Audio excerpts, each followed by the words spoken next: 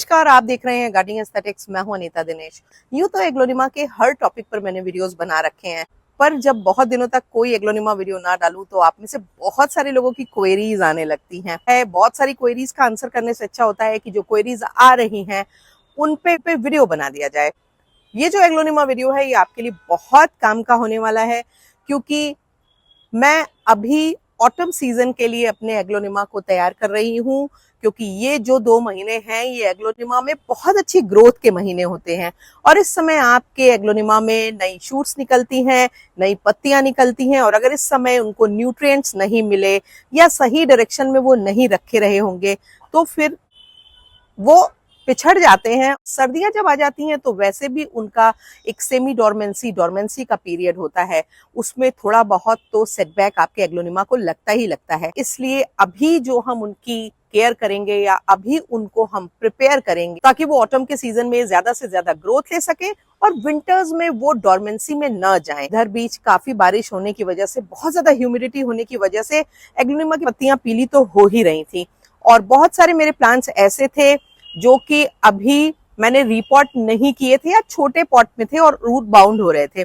तो मैंने सोचा क्यों ना ये सही समय है उनको रिपोर्ट कर लेने का, और रिपोर्टिंग का वीडियो भी मैंने बनाया। एग्लोनिमा की जो केयरिंग होती है वो काफी नॉर्मल प्लांट से अलग होती है, और एग्लोनिमा में भी जो ग्रीन वैरायटीज हैं और कलरफुल वैरायटीज हैं उनकी जो केयरिंग होती है वो एक दूसरे से काफी ज्यादा अलग होती है। अभी मैंने शुरुआत की है अपने ऑटम और विंटर केयर। शुरुआत मैंने एग्लोनिमा से की, और एग्लोनिमा में भी सबसे पहले मैंने कलरफुल फोलिएज वाले एग्लोनिमास को लिया, क्योंकि बारिश में ज्यादा ह्यूमिडिटी होने की वजह से और कम सनलाइट मिलने की वजह से इनकी पत्तियों में कहीं कहीं मशीनेस, पीलापन आ रहा था। कलरफुल फोलिएज यानी कि लाल गुलाबी पत्तियों वाले रंग बिरंगे जो एग्लोनिमा होते हैं उनकी जो केयरिंग होती है वो ग्रीन पत्तियों वाले एग्लोनिमा से काफी ज्यादा डिफरेंट होती है। और क्या डिफरेंट होती है ये भी बात करेंगे, क्या केयर कर रही हूँ ये भी बात करेंगे, क्यों कर रही हूँ ये भी बात करेंगे। तो चलिए मैं अपने प्लांट्स को ठीक करती जाती हूँ और साथ साथ हम इस बारे में बात करते जाते हैं। पर वीडियो को शुरू करें उसके पहले अगर अभी तक आपने मेरे चैनल को सब्सक्राइब नहीं किया है तो प्लीज उसको सब्सक्राइब करिए, बेल आइकन जरूर पुश कर दीजिएगा ताकि गार्डनिंग से जुड़े हुए मैं जो भी अपडेट करती हूँ वो आप तक पहुंचे। वीडियोस जब पसंद आते हैं तो उनके लिंक को अपने गार्डनिंग लविंग फ्रेंड्स के संग शेयर करना बिल्कुल भी मत भूला करें, और इसके साथ ही जब आप उस पर लाइक करते हैं, कमेंट करते हैं तो हमारे वीडियोस की रीच बढ़ती है, वो ज्यादा लोगों तक पहुंचते हैं। तो ये भी एक ऐसा मैंडेटरी काम है जिसको करना बिल्कुल भी मत भूला करें। एग्लोनिमा की जो कलरफुल वैरायटीज होती हैं उनको अपने ग्रीन काउंटर पार्ट यानी कि ग्रीन पत्तियों वाले एग्लोनिमास के मुकाबले ज्यादा सनलाइट की जरूरत होती है। कारण है उनमें क्लोरोफिल की कमी होना, क्योंकि ग्रीन पिगमेंट कम होता है तो उनमें क्लोरोफिल कम बनता है। ऐसे में प्लांट जो होता है वो डेलिकेट हो जाता है, उसको न्यूट्रिएंट्स प्रॉपर नहीं मिलते हैं। तो कलरफुल फोलिएज वाले एग्लोनिमा को एक तो आपको रेगुलरली फीड करना पड़ता है, और साथ ही साथ उनके डायरेक्शन का बहुत ध्यान रखना पड़ता है। यानी कि उनको आपको हमेशा ही ब्राइट इनडायरेक्ट सनलाइट प्रोवाइड करनी ही पड़ेगी अगर आप उनको संभाल के रखना चाहते हैं। और जब सर्दियों की तरफ बढ़ने लगता है माहौल, तब आपको उनको एक अच्छी धूप देनी पड़ती है ताकि उनकी पत्तियों का कलर भी नहीं खराब हो, उनकी पत्तियां डल भी नहीं हो, पत्तियां मशी होके गले भी नहीं। इसलिए जो कलरफुल एग्लोनिमा होते हैं उनकी जो केयरिंग होती है वो बिल्कुल ही डिफरेंट होती है ग्रीन एग्लोनिमा वैरायटीज। और पिछली साल मैंने ऐसा किया था कि एक्सपेरिमेंट के तौर पर अपने स्लिपस्टिक एग्लोनिमा की टॉप पर राइस हस्क डाल दी थी, और नतीजा क्या हुआ, सर्दियों में मिट्टी अंदर से गर्म बनी रही और नमी भी बनी रही, जिससे कि मेरा प्लांट बिल्कुल भी खराब नहीं हुआ। अदरवाइज सबसे ज्यादा जो वर्स्ट सफरर होता है सर्दियों का वो लिपस्टिक एग्लोनिमा होता है। लिपस्टिक एग्लोनिमा था वो बहुत ही अच्छा सेहतमंद बना रहा, और यहाँ तक कि उसमें नीचे से बहुत सारे शूट्स निकले, और अभी भी आप देख रहे होंगे कि इसमें कितने सारे शूट्स निकल रहे हैं। तो मैंने सोचा क्यों ना इस बार मैं इस एक्सपेरिमेंट को एक्सटेंड करूं और अपने जितने भी कलरफुल एग्लोनिमा हैं, जो पिंक पत्तियों वाले, रेड पत्तियों वाले, लाइट पत्तियों वाले हैं, और जो चाहते हैं कि उनको रिपोर्ट किया जाए या उनकी प्रॉपर केयर की जाए, उनके लिए मैंने ये सोचा है कि मैं इनके टॉप पे राइस हस्क को यूज करने वाली हूँ। और उसके पहले मैंने ये आइडेंटिफाई किया कि कुछ मेरे एग्लोनिमा ऐसे हैं जो रूट बाउंड हो गए, मैंने ये आइडेंटिफाई किया कि कुछ मेरे एग्लोनिमा ऐसे हैं जो रूट बाउंड हो गए हैं या जिनमें न्यूट्रिएंट का अभाव हो गया है, और इसी समय अगर मैं न्यूट्रिएंट्स की सप्लाई दूंगी तो एक तो उनकी ग्रोथ अच्छी होगी और वो मजबूत हो जाएंगे ताकि सर्दियों को वो अच्छे से झेल सकें। इसलिए मैंने अपने प्लांट्स को ये डिसाइड किया कि इनकी मिट्टी को चेंज करूंगी, इसमें नई मिट्टी डालूंगी। एग्लोनिमा की सॉइल कैसे बनानी है इसके वीडियो का लिंक आपको एंड में मिलेगा, आप जाकर के बना सकते हैं। और इसके साथ ही मुझको ये करना होगा कि इनमें से जिनको जरूरत है उनको मैं रिपोर्ट कर दूंगी।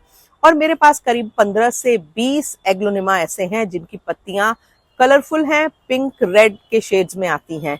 और ये जो प्लांट होते हैं ये डेलिकेट होते हैं और इनकी जो केयरिंग होती है वो काफी ट्रिकी होती है। इस प्लांट को भी मुझे रिपोर्ट करना पड़ेगा क्योंकि ये छोटे पॉट में लगा है और रूट बाउंड हो गया है। जब मैं रिपोर्टिंग कर रही हूँ तो सॉयल मिक्स मैंने बिल्कुल वैसा ही बनाया है जैसे मैं हमेशा एग्लोनिमा के लिए बताती आ रही हूँ, और उसमें ऐड किया है थोड़ा सा एनपीके 19-19-19, वर्मी कंपोस्ट और थोड़ा सा माइक्रो न्यूट्रिएंट।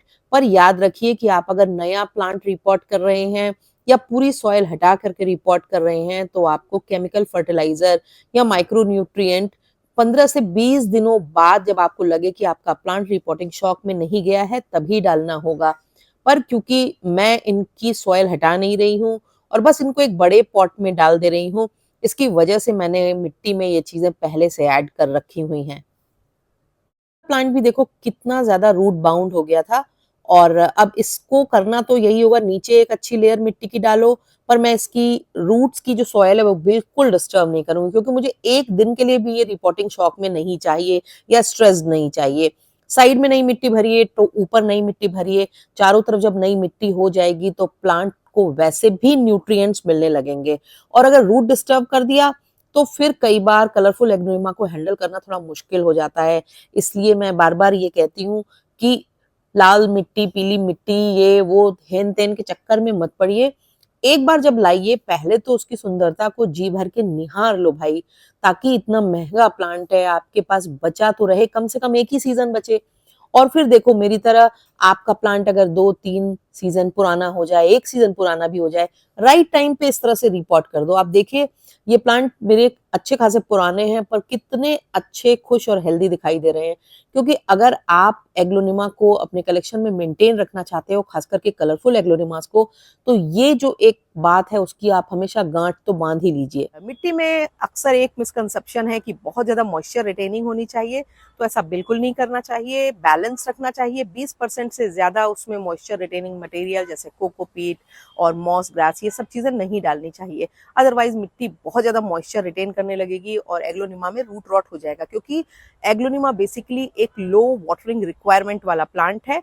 उसको अपने आसपास नमी तो चाहिए 40% के करीब, पर आपको उसमें बहुत ज्यादा पानी नहीं डालना है, अदरवाइज स्टेम रॉट होंगे, मशी होंगे और आपका प्लांट खराब हो जाएगा। कलरफुल फोलिएज वाले एग्लोनिमा हैवी फीडर प्लांट होते हैं, तो अगर आप इनमें सिर्फ और सिर्फ बैलेंस क्वांटिटी में एनपीके या वर्मी कंपोस्ट या कोई और कंपोस्ट डालते हैं तो उनकी रिक्वायरमेंट पूरी नहीं होती है, क्योंकि इनको एक अच्छी तादाद में कॉपर सल्फेट चाहिए होता है और हम अलग से कॉपर सल्फेट डालें ये पॉसिबल नहीं होता है। तो हमको इनको माइक्रो न्यूट्रिएंट की एक डोज देना जरूरी है, ताकि इनको जो भी हम न्यूट्रिएंट्स प्रोवाइड कर रहे हैं उनको ये बेटर ढंग से एब्जॉर्ब कर सकें। क्योंकि जब आपके प्लांट में न्यूट्रिएंट्स का बेटर एब्जॉर्प्शन होगा तो आपका प्लांट हेल्दी होगा, खूबसूरत दिखेगा और उसकी पत्तियां भी बड़ी होंगी और धीरे धीरे वो पुराना होकर के आपके यहाँ काफी अच्छा दिखाई देने लगेगा। रिपोर्ट करने के बाद मैं एक काम ऐसा करूंगी, आधे इंच की एक लेयर डाल दूंगी राइस हस्क की।